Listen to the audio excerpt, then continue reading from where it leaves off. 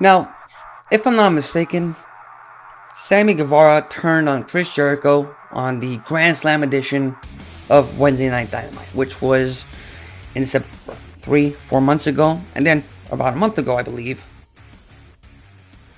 Guevara returned to AEW TV because I believe he had suffered a concussion, which kept him off TV for a while. But he returned and he reunited with Chris Jericho. This after Jericho's partner, Kenny Omega, went down with an injury. I believe he needs surgery. He's going to be out for an undetermined amount of time. So, and then again, I'm not faulting Kenny Omega or Chris Jericho or AEW on that. Injuries do happen. It's just part of the industry we're in, pro wrestling industry, physical sport, physical entertainment. It is what it is. Kenny Omega went down, so AEW had to course correct. On that note, they had to present something else storytelling wise because Jericho still has his tag title opportunity that he earned with Omega, the Golden Jets, and whatnot. But with that said, I'm not saying these two men should have never reunited, but I am saying that Jericho and Guevara should have reunited a year and a half, 2 years after the initial turn. Not 3 freaking months. The fact that AEW chose to backtrack on a decision that they made creatively, correct decision by the way, because I was still looking forward to Guevara and Jericho getting back to business. Let's see how far they can take this rivalry. Let's see if Jericho can actually get Guevara over to the point that we believe he's a single superstar at one point in the very near future to maybe become a world's heavyweight champion, finally reach that milestone in AEW.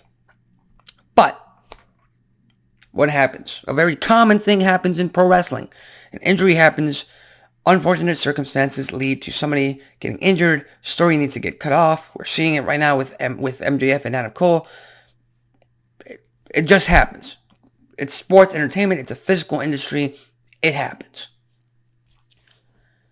I still can't get over the fact and how cringy it is that AEW backtracked on a fantastic moment, on a fantastic heel turn that could have lasted a lot longer. It could have meant something if they had just stuck with it instead of backtracking and putting Guevara and Jericho back together. Why? I don't know. Maybe they lack creativity. Why?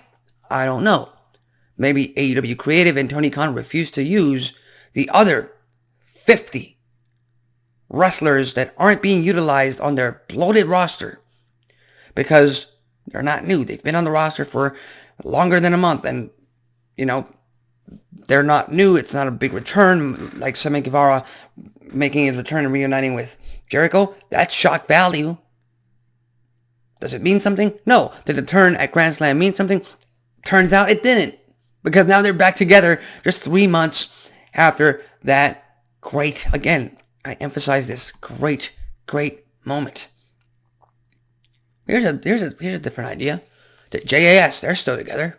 Even though they're not with Jericho anymore, they're still all hanging out together. Jake Hager, Danny Garcia, the other two guys that I can't remember their names. Again, I love them. They're entertaining as hell. I can't remember their names because AEW does not structure their stories and their programs to the point that we care about all these guys. Again, they have a bloated roster. So with that said, instead of having Sammy Guevara reunite with Jericho, I don't know, give him Jake Hager. Hager's not doing anything. Jericho brought Jake Hager into the fold back in 2019 with the Inner Circle. Or even an even better idea. People want to cheer for Danny Garcia.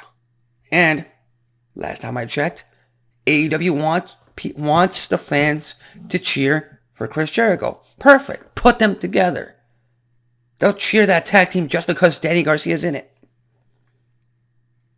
And guess what? Maybe at some point down the line, we can get back to that story that AEW didn't finish, because they rarely finish any stories. Pro wrestler, sports entertainer, Danny Garcia, get him over. He has an incredible amount of potential. AEW just lacks creativity in how to use these guys. They just do. And guess what? AEW wants fans to cheer for Chris Jericho. He's a babyface.